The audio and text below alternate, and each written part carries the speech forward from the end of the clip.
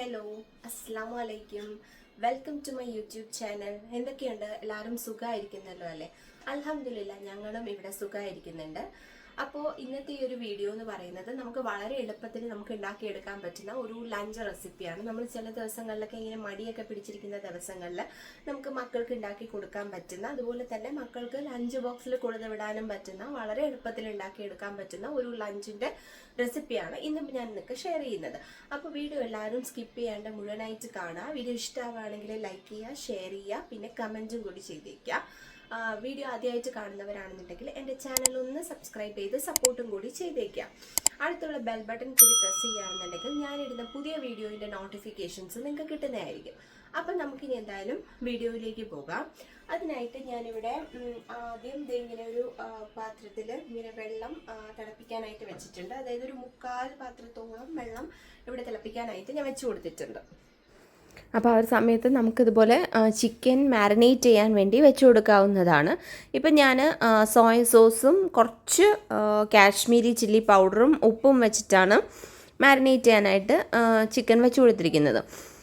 എന്നിട്ട് ആ ഒരു സമയത്ത് നമ്മൾ ഇതുപോലെ ഈ ഒരു ഗ്ലാസ്സിൽ ഞാൻ ഒരു 1.5 ഗ്ലാസ് അരി എടുത്തിട്ടുണ്ട്. ജീരകശാല അരിയാണ് ഞാനിപ്പോൾ എടുത്തിരിക്കുന്നത്. നന്മ ബ്രാൻഡിൻ്റെ ജീരകശാല അരിയാണ് ഞാനിപ്പോൾ യൂസ് ആക്കിയിരിക്കുന്നത്. അപ്പം അരി കുതിർക്കാനായിട്ട് കുറച്ച് നേരം വെച്ചിരിക്കുക. ഈ വെള്ളം തിളയ്ക്കുന്ന സമയത്ത് അരി അവിടെ കുതിർന്നിരിക്കും.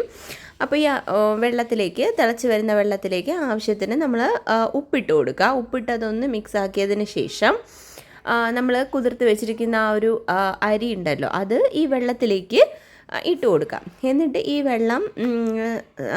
അരി നന്നായിട്ട് വെന്ത് വരണം. വെന്ത് വരുന്നത് വരെ മൂടി വെച്ചിട്ട് ഇതൊന്ന് വേവിച്ചെടുക്കുക. ഇടയ്ക്കൊന്ന് അടപ്പ് തുറന്ന് ജസ്റ്റ് ഒന്നിങ്ങനെ മിക്സാക്കി കൊടുക്കുക. അപ്പോൾ ഇതിപ്പോൾ ഓൾമോസ്റ്റ് ഒരു വെന്ത് വന്നിട്ടുണ്ട്. എന്തായാലും കുറച്ചും കൂടി ഒന്ന് വേവുന്നവരെ നമുക്കിപ്പം വെയിറ്റ് ചെയ്യാം. അപ്പോൾ അരി എന്തായാലും വെന്തിട്ടുണ്ട്. അത് ഞാൻ ഊറ്റി മാറ്റിയിട്ടുണ്ട്. ഇനി ആ പാത്രത്തിലേക്ക് തന്നെ കുറച്ച് എണ്ണ ഒഴിച്ചിട്ട് നമ്മൾ കുറച്ച് എണ്ണ മതി. എന്നിട്ട് ഈ ചിക്കൻ വേവിക്കാനായിട്ട് വെച്ച് കൊടുക്കുക. ഒരുപാട് ഫ്രൈ ആയി വരണ്ട, ചിക്കൻ ഒന്ന് വെന്ത് കിട്ടിയാൽ മാത്രം മതി. അപ്പോൾ അടച്ച് വെച്ചിട്ട് ചിക്കൻ നന്നായിട്ട് ഒന്ന് അതിൽ കിടന്ന് ഒന്ന് ഇങ്ങനെ വെന്ത് വരണം. ആ ഒരു എണ്ണയിൽ കിടന്ന് ചിക്കൻ ഒന്ന് നല്ല രീതിയിൽ വെന്ത് കിട്ടണം. ഇപ്പോൾ ചിക്കൻ വെന്ത് വന്നിട്ടുണ്ട്. അതിനെ മാറ്റി വേറൊരു പാത്രത്തിലേക്ക് കോരി മാറ്റാം. എന്നിട്ട് ആ ഒരു എണ്ണയിൽ തന്നെ ചിക്കൻ വെന്ത് വന്ന ആ ഒരു വെള്ളവും ആ ഒരു എണ്ണയും ഉണ്ടല്ലോ, അതിൽ തന്നെ നമ്മുടെ വെജിറ്റബിൾസ്, നമുക്ക് എന്ത് വെജിറ്റബിൾസ് ഉണ്ടോ അതൊക്കെ യൂസ് ആക്കാം. ഞാനിപ്പോൾ ഇവിടെ സവാളയും ക്യാരറ്റും പിന്നെ കുറച്ച് ബീൻസുമാണ് ഞാനിപ്പോൾ ഇവിടെ ഇട്ട് കൊടുത്തിരിക്കുന്നത്. നിങ്ങൾക്ക് എന്ത് വെജിറ്റബിൾസ് കയ്യിലുണ്ടോ അതെല്ലാം ഇതിലേക്ക് ഇട്ട് കൊടുക്കാവുന്നതാണ്. പിന്നെ വെജിറ്റബിൾ ഇല്ലാതെ ചിക്കനും മുട്ടയും വെച്ചിട്ടാണെങ്കിൽ അങ്ങനെയും ഉണ്ടാക്കാവുന്നതാണ്.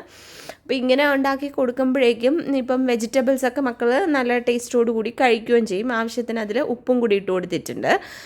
എന്നിട്ട് അതൊന്ന് വെന്ത് വരുന്ന സമയത്ത് ഒരുപാട് അങ്ങ് വെന്ത് വരണ്ട, ജസ്റ്റ് ഒന്ന് വാടി വന്നാൽ മതി. അതിലേക്ക് 2 മുട്ട കൂടി പൊട്ടിച്ചൊഴിച്ച് ആദ്യം മുട്ട ഒന്ന് ഇങ്ങനെ കറക്കി എടുക്കുക, മുട്ട മാത്രമായിട്ട്. എന്നിട്ട് അത് ലാസ്റ്റ് ആകുമ്പോഴേക്കും വെന്ത് വരുമ്പോഴേക്കും അത് ഇങ്ങനെ വെജിറ്റബിൾസിലും കൂടെ ചേർത്ത് ചിക്കി എടുത്തതിന് ശേഷം അത് മറ്റൊരു പാത്രത്തിലേക്ക് മാറ്റി കൊടുക്കണം.